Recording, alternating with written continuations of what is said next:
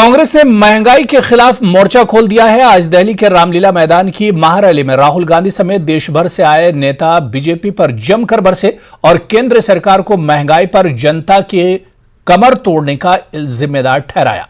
राहुल ने कहा कि कांग्रेस पार्टी का कार्यकर्ता ही देश को बचा सकता है।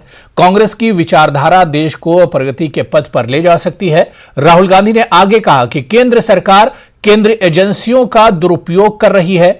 मुझसे 55 घंटे ईडी ने पूछताछ की। मैं आपकी ईडी से नहीं डरता हूं।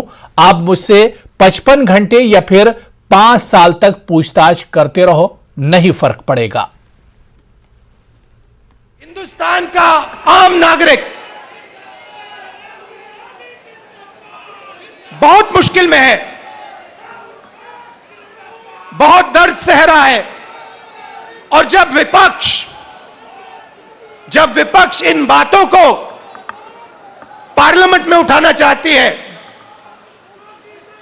तो नरेंद्र मोदी जी और उनकी सरकार विपक्ष को पार्लियामेंट में बोलने नहीं देती। चाहे किसानों का मुद्दा हो,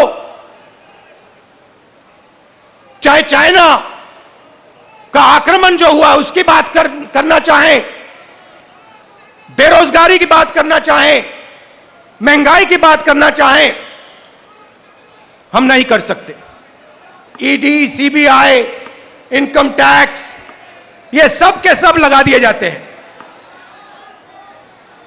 55 घंटे मुझे ईडी में वहां पे बैठाया। मगर मैं एक बात समझाना चाहता हूं नरेंद्र मोदी जी को, मैं आपकी ईडी से नहीं डरता हूं, मुझे कोई फर्क नहीं पड़ता।